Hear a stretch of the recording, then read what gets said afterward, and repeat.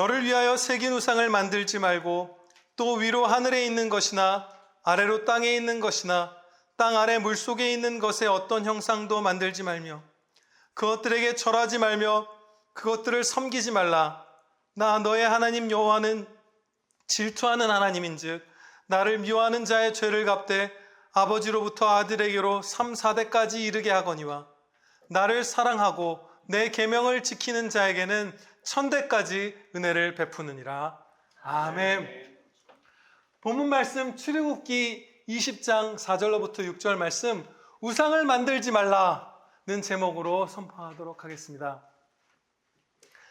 제2계명, 오늘 배우는 이 계명은 하나님을 예배할 때에 잘못된 방식으로 예배하지 말라는 계명이에요. 첫째 계명과 조금 다른 점이 있죠. 첫 번째 제1계명은 다른 신을 섬기지 말라는 계명이었고, 이거는 하나님을 섬기는데 잘못된 방식으로 하나님을 섬기지 말라. 하나님께서 가르쳐 주신 거룩한 방식으로만 예배하라. 이것을 명하시는 말씀이에요.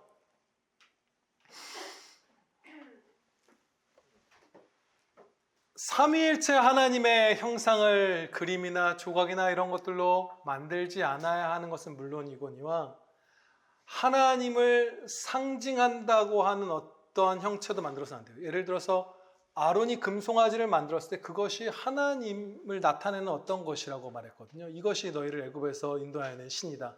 그러니까 그 금송아지가, 그 금송아지 자체가 그 물질이 신이다 이런 게 아니라 이것이 하나님을 상징한다, 하나님을 나타내는 표다, 이렇게 말한 거예요.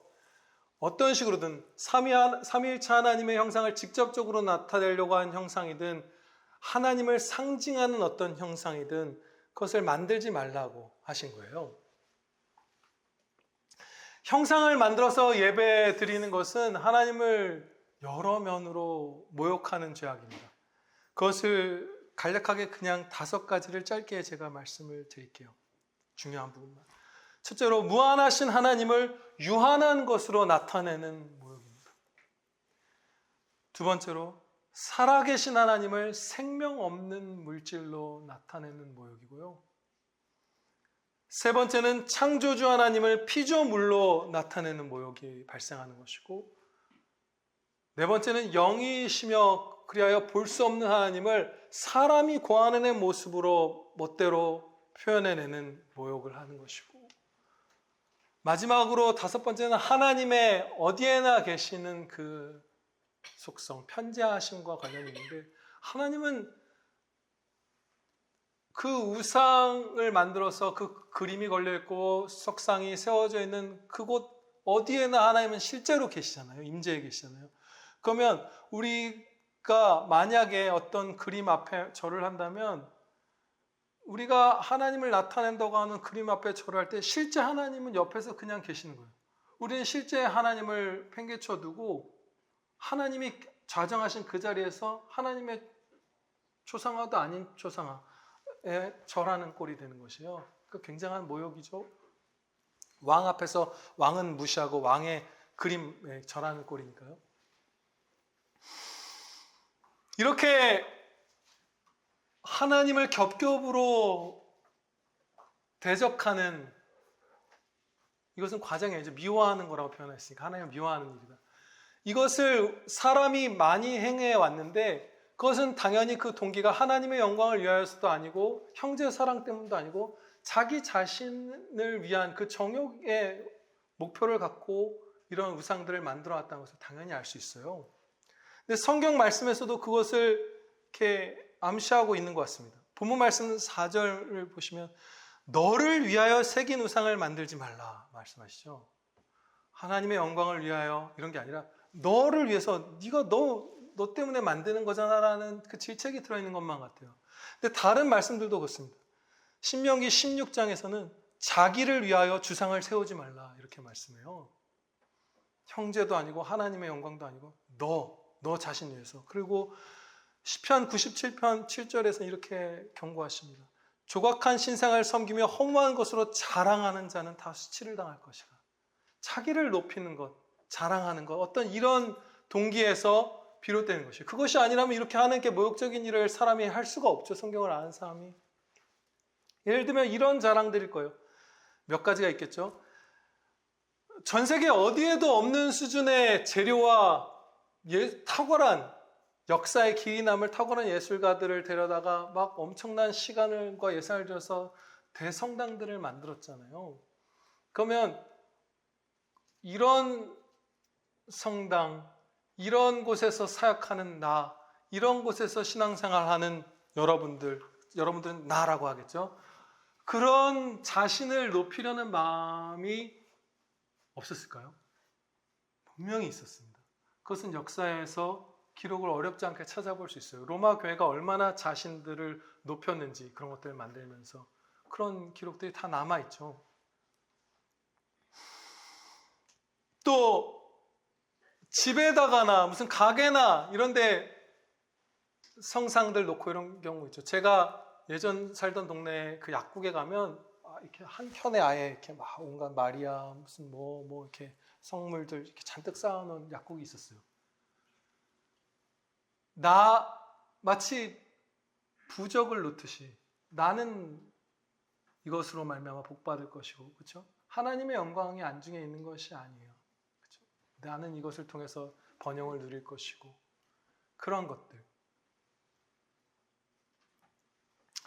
또 성경을 각 나라의 말로 번역해서 라틴어를 모르는 가난한 사람들, 교육받지 못한 사람들, 지력이 조금 부족한 사람들, 또 어린아이들, 또 자기들의 말로 하나님의 말씀을 먹도록 했어야 마땅한데 이 성상을 만들었던 세력들은 어떻게 했죠? 성경을 번역하지 못하게 했어요. 그렇죠? 그리고 성화로도 충분히 교육할 수 있고 오히려 성화로 교육하는 게 성경 말씀 직접 가르치는 것보다 더 많이 알려준다라고까지 얘기했어요. 말이 안 되는 얘기죠. 자기들만 하나님의 말씀을 어느 정도 알고 통제하려고 했어요. 당연한 것이죠. 왜냐하면 성경 말씀을 일반 성도들이 다 자세히 알기 시작하면 거짓으로 자기를 높였던 그 실체가 드러나서 무너져 버릴 것이기 때문이에요. 성경이 번역되고 인쇄술이 그때 하나님의 섭리 가운데 종교개혁식에 발명이 되고 성경이 각국 언어로 퍼졌을 때에 그 로마 카톨릭의 그 배교의 흐름은 크게 절단이 났죠. 지금도 성찬을 할 때 사제들만 그들은 포도주를 마시잖아요. 일반 성도들에게 그것을 금지하잖아요. 이런 식으로 참혹한 그 교만의 짓들, 그런 것들을 하는데 자기를 높이기 위해서 말씀은 배제하고 성화, 성상 이런 것들을 만들어서 성도들을 이렇게 그렇게 했던 거예요. 나쁘게 대했던 거예요.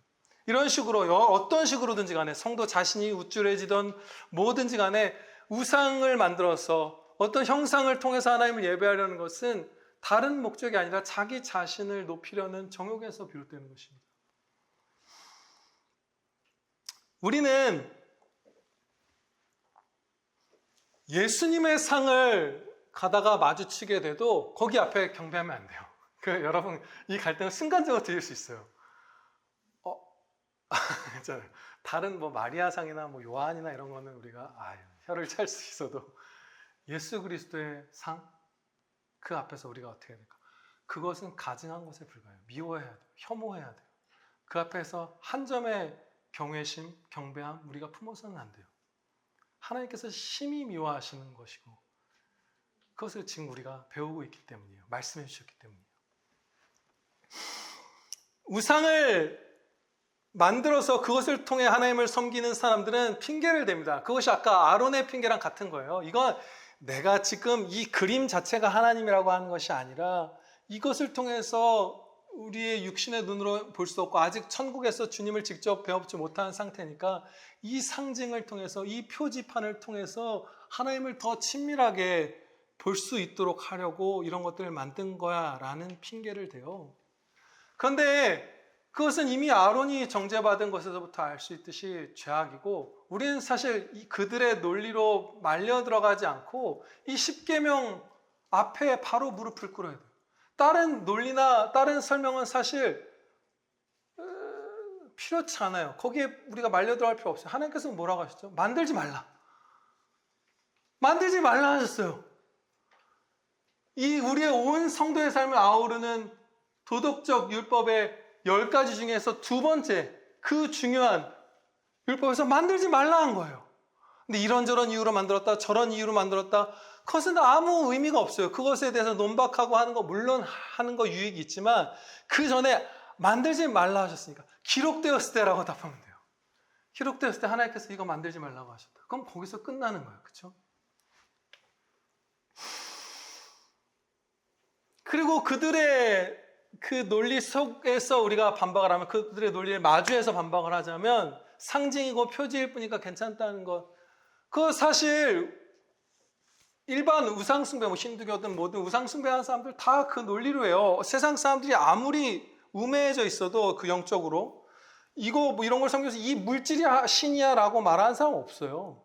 나무를 섬기는 사람, 돌을 놓고 절하는 사람, 이 돌의 그 흙 하나갱이가 신성을 갖고 있어라고 말하는 사람은 거의 없을 거예요. 다들 그들 나름대로 생각하고 있는 어떤 신, 창조주, 절대자의 상징 같은 걸로 여기고 영험한 어느 정도의 그런 물건으로 여기고 그 앞에 절하는 것이지, 그 자체가 그의 신의 본질이다라고 말하는 우상숭배자는 거의 없죠. 그렇게 어리석은 사람은 없어요. 그러니까 결국은 이게 하나님을 나타내는 형상이고 표지니까 괜찮다라고 하는 건 다른 수많은 세상의 우상숭배자들과 똑같은 논리로 신앙생활해도 괜찮다는 것에 불과합니다. 예수님께서는 사람의 몸을 입고 우리가 눈으로 볼 수 있는 이 형상을 가지신 그런 참 하나님이시면서 참 사람이 되신 분이잖아요. 그러면 성령 하나님과 성부 하나님의 형상은 만들지 않더라도 예수님의 형상을 만들거나 그림을 그리거나 하는 것은 혹시 괜찮은 것은 아닐까? 이렇게 생각할 수 있어요. 사실 이 부분에 있어서 많은 이제 분들이 그래서 괜찮다고 여기는 것 같아요. 오늘날 상당히 경건한 분들조차도. 그런데 당연히 저도 이 부분에 고민이 있었는데 우리의 한 선배님이 이렇게 얘기를 해요. 사실 예수님의 육신을 나타낸 것도 우리가 사진으로 남아있는 것도 아닌데 마음대로 고안해낸 거죠. 왜곡해버린 거예요. 그거 일차적으로 죄고. 그리고 예수님의 육신이 있었다고 해서 그 어떤 그림으로 그려내고 조각을 하면 거기 신성은 하나도 표현되지 않아요. 예수님의 그 인성 중에서도 영혼이 아닌 육신만은 어느 정도 흉내낼 수 있을지 몰라도 인성의 영혼, 인성을 따른 예수님의 영혼, 그리고 신성은 하나도 표현되지 못한 상태로 주님을 그려내고 그 앞에 절하는 것이기 때문에 이것은 신성 모독이죠. 죄악이에요. 해서는 안 되는 죄악이에요. 그리고 역시나 이번에도 이런 반론, 이런 논리 속으로 들어가지 말고 먼저 우리가 생각해야 돼요. 하나님께서 만들지 말라고 하셨잖아요. 그러면 안 만들면 되는 거예요. 근데 왜 그랬을까요? 네, 너무 많이 퍼져 들어왔어요. 이것에서. 이런 것들이. 아이들 공과경부 교재 같은 거에 예수님의 그림에 있는 것을 사용할까 사용하지 말까. 사실 개혁주의 교단에서 만든 교재들도 다 예수님 그림, 하나님 그림이 그려져 있을까요? 아무튼 그런 그림들 많이 그려져 있습니다. 합당한 사파의 선을 넘어선 그 하나님의 형상을 그려낸 것들, 이런 것들 교재에 가장 성경을 치열하게 믿고 따르는 교단에서 만든 교재들에도 그런 것들이 들어있어요. 사용하지 않아야 합니다. 저도 그런 교재를 사서 그 아이들을 가르쳐 봤던 죄인으로서 말씀을 드리면 사용하지 않아야 돼요. 그럴 이유가 없어요. 안 될 이유는 여기 기록되어 있고, 그것이 효과적이기 때문에 그것을 한다고 하겠죠. 아이들한테 가르치려면 어느 정도 이런 그림이나 이런 교재들이 필요하다. 근데 여러분 그런 주일학교 교육을 받아보신 분들은 개인의 경험을 한번 생각해 보세요. 좋았던 점보다 효과적이지 않았던 점이 더 많습니다. 물론 일단 제2계명에서 금하셨으니까 안 해야 돼요. 그걸 전제 속에서. 예를 들어서 이런 거예요. 예수님의 그 우리를 사랑하신 그 모습들, 얼굴들 이런 걸 그림으로 그린다고 생각해 보세요. 그러면 그림으로 그려야 되면 무슨 영화에서 배우가 연기하는 것을 보든 그것은 진짜 예수님이 우리를 사랑하신 모습, 그 진짜 예수님의 사랑의 높이를 확 낮춰요. 상상할 수 없게 만들어요. 그러니까 아예 불가능하게 만드는 건 아니지만 되게 힘겹게 만듭니다. 무슨 그림에 그려져 있던 예수님의 얼굴, 성상에서 보는 예수님의 얼굴, 영화에서 본 배우가 연기한 예수님의 모습, 이런 것들이 우리에게 각인되어 있으면 진짜 성경에서 가르쳐 주신 예수님이 얼마나 우리를 사랑으로 대하시고 기뻐 웃으시고 인자하게 말씀하시고 또 그 어미함과 그 거룩하심, 그 영광이 얼마나 근데 그거를 우리가 말씀 가운데서 믿음의 눈으로 배우는 것을 이 사파들이나 배우들의 모습이나 이런 것들이 오히려 끌어내려요. 그래서 주님을 만나 배우기를 더 방해합니다. 저도 그런 교육을 받고 자란 사람으로서 그것들이 저에게 다 침이 됐어요. 주님의 모습을 그림이나 영상으로 보아왔던 것이. 그리고 또 이런 것들도 있죠. 이렇게 장발을 하고 수염을 기르고 가운을 입고 미남자 그런 모습들을 보면 사람들이 연예인이든 누구가 예수님 스타일이다 이런 표현들 하잖아요. 신성모독적인 말 하잖아요. 우리가 예수님의 형상을 만들지 않았으면 그런 신성모독 사람들이 하는 거 없었을 것이고 우리도 그곳에 이렇게 뭐라고 그러죠?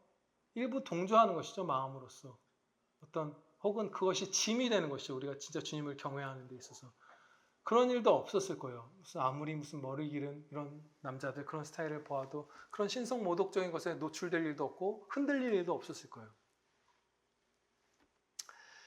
반면에 예수님을 그려낸 교재나 사진이나 영상 이런 거 없이 아이들을 얼마나 잘 가르칠 수 있는지 몰라요. 저 같은 경우 아이고 지금 자세가 삐딱한데 막내가 있어요. 6살이죠. 근데 저 아이를 가르칠 때 성경 교재 하나도 없이 성경 말씀 한 절 짧게 그 아이의 인내심이 있으니까 봉독하고 가르칠 때 중간중간에 이렇게 정신 집중을 이끌어내긴 해야 되지만 하나님의 말씀을 그냥 말씀으로 쉽게 풀어서 설명하면 이해하고 저 아이의 영혼이 약동하는 것을 봐요. 6살이면. 그럼 도대체 누구를 위해서 그런 교재가 필요한 것일까요? 합신해서 그거 없애자고 해야 되겠어요. 그렇죠? 그리고 어린 성도들을 위주로 해서 작성한 게 우리가 계속 배우고 있는 이 소요리 문답이잖아요. 글씨를 알지만 아직 어린 혹은 세신자. 소요리 문답에 서파 없어서 우리가 하나의 말씀 바르게 배우는데 아무런 지장이 없죠. 그리고 마지막으로 아이들에 맞게 짧고 경건한 가정 예배를 우리가 드려보면 직간접적으로 하나님의 말씀을 정말 많이 배우게 됩니다. 본을 보고, 그죠? 습관이 들고 찬양 드리는 그 주님이 임재하시는 그 현장에 아이들이 있고 그 기도의 현장에 있고 그런 말씀을 직접적으로 쉽게 풀어서 배우고 그러니까 사실은 아무런 효과도 없는 것을 우리가 무분별하게 했던 거예요. 어린이 동화책은 그림 있으니까 성경 말씀도 그림 그려야지 이런 정도로 생각했나 봐요. 그러니까 우리 같이 기도해야 될 것 같아요. 그죠? 우리 합신에서부터 없어져 나가게.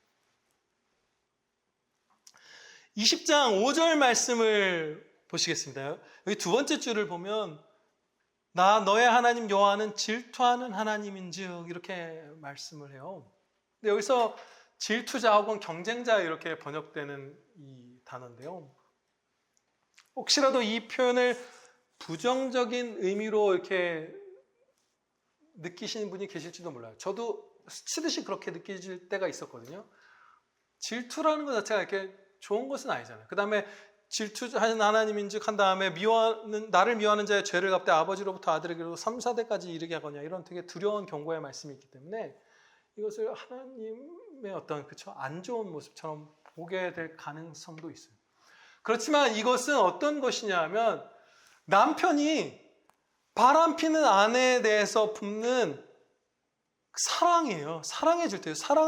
우리를 사랑하지 않았다면 우리가 우상을 만들든 말든 하나님께서는 아무런 이 질투의 감정을 품지 않으셨을 것이고 우리가 아내가 아니었다고 하더라도 품지 않으셨을 거예요.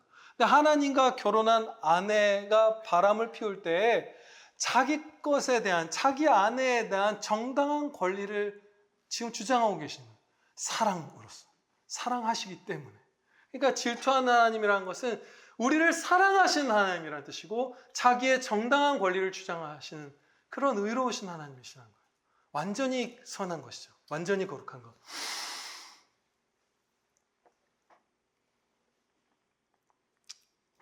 먼저 이제 뒷부분 5, 6절 말씀을 배우기 전에 한 가지를 적용을 먼저 하고 넘어갈게요.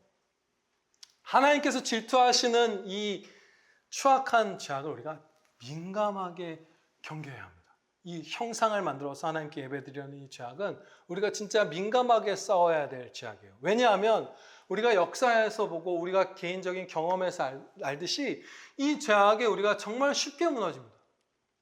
정말 쉽게 미혹당하는 죄, 진짜 몇 가지 중에 하나가 형상을 통해서 하나님께 예배드리려는 것이에요. 제가 막 10년, 20년 막 그 전에도 있어요, 몇 번. 뭐냐 하면 성도분들이 유럽 같은 데 가서 성당들을 보고 하면 거기서 어떤 거룩한 영적인 기분 같은 거를 느끼고 오셔서 얘기하는 거예요. 그런 것들을 느끼고 했다. 그런데 하나님께서 미워하시는, 이 지극히 미워하시는 그림들, 스테인드 글라스, 무슨 성화, 석상, 막 예수님은 무력하게 마리아의 품에 들려있는 것, 이런 것들, 예수님이 뱀의 머리를 밟는 게 아니라 마리아가 밟고 있는 것, 이런 상들 앞에서 우리가 어떤 거룩한 영적인 체험을 하고 기분을 느꼈다면 그것은 미혹당한 거예요. 그거 다 가짜예요. 완전히 가짜예요. 구약에서 경건한 왕이 집권했을 때 우상을 맞았을 때 어떻게 했죠? 파괴했어요. 종교개혁자들이 자신들의 그 땅에서 그 하나님의 은혜 가운데 교회를 그 로마 가톨릭의 손에서 다시 뺏어왔을 때 어떻게 했죠? 우상을 불태웠어요. 그런데 우리가 자칫 잘못하면 와 진짜 여기는 진짜 하나님 임재에 계신가 보다 하는 거예요. 찾아봤어요. 어떻게 성도분들이 그렇게 하나. 영상을 봤는데 성 베드로 대성당인가 본데 언제 지은 건데 그 돔의 높이가 130m래요. 130m면 도대체 몇 층이죠? 아파트 한 40층 되나요? 제가 잘못 본 건가요? 130m가 될 수가 있나요? 근데 진짜 그래 보여. 막 아득히 높은 곳에 막 미켈란젤로가 그린 그림이 있고 탁월함이 있어요. 그 탁월함, 그 어떤 분위기에 압도당하죠. 타지마할에 가도 사실 압도당할 것 같긴 한데 파르테논에 가도 압도당하고 그렇죠. 그런데 그것을 우리가 너무나 쉽게 거룩한 영적인 무엇인가로 착각해버리는 것이에요. 얼마나 많은 사람들이 지금 성상 숭배에 빠져 있습니까? 성도들 가운데, 그리스도인이라고 하는 사람들 가운데. 그래서 이것은 정말 민감하게 봐야 하고요. 제가 계속 참고하고 있는 청교도 토마스 왁슨 목사님은 성당에 구경도 가지 말라고 하셨어요. 저는 그것이 이렇게 교리를 배운 성도에게는 얼마든지 구경 가도 된다고 생각해요. 이렇게도 타락할 수 있구나. 그다음에 사람의 솜씨는 이럴 수 있고 여러 가지를 볼 수 있겠죠. 우리 사랑하는 합신의 교수님들도 그 서양 탐방 가서 사진 찍어오고 그래요. 그 성당 가서. 그러나 이런 교육의 초대 없이 성도들이 함부로 그런 데 가서 보는 것은 실족하는 것이에요. 그런 성도를 우리가 직접 보죠. 이제 5, 6절 말씀으로 넘어가겠습니다. 이 두 번째 계명에는 엄청난 사랑의 격려가 담겨 있어요. 그게 이 5, 6절 말씀이에요. 하나님을 미워하는 자의 죄를 갚되 3, 4대까지 이르게 하시고 하나님을 사랑하고 계명을 지키는 자에게는 1000대까지 은혜를 베푸신다. 아멘. 이 말씀이에요. 3, 4대와 1000대를 비교하면 알 수 있듯이 이것은 진짜 큰 사랑의 격려예요. 야, 은혜를 부어줄 테니까 얘들아 나를 사랑하고 내 계명을 지켜라. 상 같은 거 만들지 말고 내가 가르쳐준 방법대로만 예배해. 이상한 순서 넣지 말고 이상한 성상 만들지 말고 이거 다른 성상을 만든 건 최악으로 하나님을 거슬러서 만든 예배 방법이고 그보다는 좀 덜한 죄악들 있죠. 막 부적절한 예배 순서들 이상한 거 넣고 막 이런 것들 그런 거 다 빼고 내가 가르쳐준 대로만 나를 사랑함으로 예배를 해. 그러면 네 후손을 1000대까지 내가 복을 줄게. 이 말씀은 이 경륜을 아주 세세하게 우리가 이해하지 못한다고 해도 이 은혜를 다 받아들이는데 아무런 지장이 없습니다. 그냥 단순하게 진짜 생각하면 돼요. 이 5절, 6절 이 짧은 몇 줄의 말씀 그대로 내가 하나님을 미워하면서 상을 나를 위해서 나의 정욕을 위해서 만들면 하나님께서 이 죄를 3, 4대까지 이르게 해서 뭔가 내 자녀들에게도 그 해악을 끼치는 그런 일들이 일어날 것이고 그 두려운 일들이 일어날 것이고 내가 하나님을 사랑함으로 이 계명을 지키면 천국에서 만나 뵙게 될 나의 천대 후손도 이 은혜를 누릴 거다. 아브라함의 후손 가운데에서 그 성경에 기록된 족보는 몇 개 없으니까 우리가 천대를 볼 수 있는 아브라함의 후손 가운데에서 예수 그리스도께서 나시고 막 그 은혜들이 주어졌던 것을 우리가 실제로 보죠. 이 천대까지라는 건 천대 동안 모든 자녀들이 다 잘 된다는 그런 뜻이 아니에요. 이스마엘도 있고 에서도 있고 그러나 250대, 600대, 700대 언제 어디서 하나님께서 은혜를 주시고자 하는 자들이 있으면 그 부모 그 천대 위의 조상으로 말미암는 은혜가 이 자녀들에게 실제로 임한다는 것이에요. 그리고 이거 우리가 무슨 상관이냐 하겠지만 우리 천국 가서 볼 거예요. 하나님께서 가르쳐 주실 거예요. 네가 그 나를 사랑한 것으로 인해서 내가 이 상을 줬다. 그 엄청난 은혜일 거예요. 근데 다시 한번 강조하지만 세세하게 이 말씀의 원리라든지 뭐 이런 것들을 잘 몰라도 이 은혜를 누리는 데는 아무런 지장이 없습니다. 다 누릴 수 있어요. 그것을 기억하면서 조금 더 우리가 이 말씀을 생각해 볼게요. 이 말씀을 세세히 살펴보면 결코 이해하기가 쉬운 말씀이 아닙니다. 너무나 어려운 말씀이에요. 왜냐하면 하나님의 너무나 높고 지혜로운 그런 섭리 그런 것이기 때문이에요. 이 역사가 3, 4대까지 죄를 갚는 것과 천대까지 은혜를 주시는 것이 예를 들면 그렇게 생각할 수 있죠. 아니 아버지가 혹은 할아버지 혹은 증조할아버지가 범한 죄 때문에 내가 혹은 그 후손들이 어떤 죄값을 치러야 한단 말이고 그건 부당한 것 아닐까 이런 반론을 할 수도 있잖아요. 근데 성경에서는 분명히 무죄한 자를 하나님께서 부모의 죄 때문에 징계하시지 않는다고 가르쳐 주세요. 그럼 그런 건 일단 잘못된 반론이죠. 잘못된 의구심이에요. 그럼 도대체 뭘까? 좀 간략하게 정리하는 신학자분들은 어떤 부모가 죄를 범했을 때 그 자녀들이 그 죄에서 돌이키지 않고 부모를 답습하면서 그 죄악에 머물러 있으면 그 징계, 그 어떤 진노를 나타내시는 것을 3, 4대까지 할 것이다. 근데 그렇게 설명을 마치기에는 훨씬 더 복잡한 문제인 것 같아요. 왜냐하면 그럼 결국 그것이 설명의 전부라면 그냥 각 세대가 자기가 잘못한 것에 따라서 징계받는 거랑 다를 바가 없잖아요. 아버지가 잘못해서 아들이 본을 받아서 잘못했어도 어쨌든 얘가 그냥 지은 죄로 본을 받았든 어떤지 간에 어쨌든 얘가 죄를 져서 얘가 징계받는 거 그럼 그냥 같은 의미가 돼버리잖아요. 그럼 무언가 더 있겠죠. 무엇일까요? 저는 그런 생각이 들었어요. 이것을 되게 이렇게 심플하게 설명해 놓은 주석을 보고 약간 절망했었는데 주석들 보고 왜냐면 그분들이 잘못된 게 아니라 그분들은 간단하게 짚을 걸 핵심을 짚었고 근데 저는 도무지 이 원리가 너무 복잡해서 이렇게 막막한 거예요. 근데 칼빈 선생님이 그 앞에서 너무 어렵다 한마디 한 것 때문에 이제 위로를 받았는데 이런 면이 분명히 있는 것 같아요. 거의 부모가 범죄했을 때에 자녀, 손자, 증손자에게 무죄한데 막 이 부모의 죄를 얘한테 억울하게 갚는 것이 아니라 이미 우리가 이 땅 가운데 불신자든 성도는 말할 것도 없죠. 하나님의 자비하신 가운데 그 죄가 억제되고 있잖아요. 그런데 부모가 죄를 크게 범하고 하나님을 미워하기 시작했을 때 그 자녀들을 붙들어 주시던 은혜의 손길을 놓아버리는 일이 일어나는 것은 아닌가. 그런 것들을 목격하게 되는 것만 같아요. 그냥 부모가 경건했다라면 이 자녀도 하나님께서 더 은혜로 그러니까 은혜를 조금 거두시는 거기 때문에 불의한 게 아니죠. 무죄한 자를 벌하시면 불의한 거지만 은혜는 받을 수 없는 것을 더 주시던 것인데 그들을 죄악에서 빠지지 않도록 선한 길로 또 양심을 일깨워 주시던 그 은혜의 손길을 놓음으로써 이 악한 자의 후손들이 죄로 더 쉽게 자기가 원하는 바대로, 그 본인이 죄를 사랑하는 바대로 더 뛰쳐나가도록 그 붙들어 주셨던 은혜의 손길을 놓으시는 것은 전혀 불의한 게 아니죠. 그런 역사가 벌어지는 것 같아요. 우리가 하나님을 미워하고 잘못된 방식으로 하나님을 예배하고 할 때 우리의 후손들이 훨씬 더 죄악에 취약하게 될 거예요. 아마.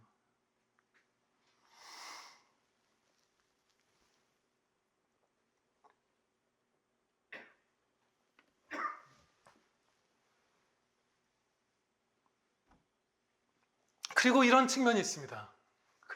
실제적으로 어떤 부모가 성도면 그 자녀들도 언약 공동체로 인정을 하죠. 그런데 저희 아들도 마찬가지. 얘네가 자기 발로 교회에 걸어 나온 게 아니잖아요. 이제 회심한 저 학생은 어떻게 할지 모르지만 막내 같은 경우는 그냥 저와 제 아내가 성도이기 때문에 여기 와 있고 언약 공동체로 주님의 자녀로 완전히 이렇게 대우받고 있는 것이죠. 그런데 만약에 제 예를 들으니까 기분이 좋지는 않은데 제가 우상 숭배자가 돼서 출교당하는 거예요. 그러면 저 아이들은 교회 구성원, 언약의 구성원으로서 받고 양육받고 여러분들에게 사랑받고 하나님의 말씀 가운데서 자랄 기회를 박탈당합니다. 그런 측면도 분명히 있어요. 하나님을 미워하는 자는 그 어린 자녀들이 교회 바깥에서부터 다시 시작해야 되잖아요. 버림받은 곳에서부터. 그런 부분도 있겠죠. 이 3, 4대까지 이르게 하신다. 모르겠어요. 그러나 우리가 분명히 굉장히 두려워하는 것이 맞습니다. 정말 죄악된 자들의 자녀, 우리가 죄악되게 살았던 그 흔적들, 막 그것이 자녀들에게 그대로 나타나는 것을 우리가 목격할 때 정말 두려워해야 마땅해요. 그런데 여기에 집중하라고 하나님께서 이 5, 6절 말씀을 주신 것이 아니죠. 초점은 확실하게 6절에 더 맞춰져 있죠. 나를 사랑하고 내 계명을 지키는 자에게는 천대까지 은혜를 베푸느니라. 우리가 충성해서 이 은혜, 이렇게 말할 수 있을 것 같아요. 이 은혜를 한번 우리가 천국에서 목격하기를 축원합니다. 기도드리시겠습니다. 아버지 하나님, 저희가 하나님께서 가르쳐 주신 명하신 거룩한 방법으로만 아버지께 예배드리겠습니다. 상을 만들고 이상한 순서를 넣고 이상한 음악을 연주하고 변질된 말씀들을 선포하고 거짓된 예식들을 거행하고 성례라하고 세우고 그런 것들 아무것도 하지 않고 오직 하나님께서 가르쳐 주신 이 복되고 순결하고 아름답고 탁월하고 지혜롭고 성결한 이 방식으로만 아버지께 예배 드리겠사오니 아버지 도와주시옵소서. 이 연약한 저희들, 죄악된 저희들, 우매한 저희들을 붙들어 지켜주시사 항상 하나님의 말씀 가운데 저희의 걸음을 굳게 세워주시고 하나님께서 명하신, 하나님께서 기쁘게 받아주실 예배만 드리게 하여 주시옵소서. 그렇게 하나님을 사랑함으로 하나님의 계명을 지켜서 우리의 각 사람의 천대의 후손까지 우리의 그 충성으로 말미암아 하나님께서 은혜를 더하여 주시는 것, 저 천국에서 다 받아 누리게 하여 주시옵소서. 목격하게 하여 주시오며 예수 그리스도의 이름으로 기도하렵나이다. 아멘.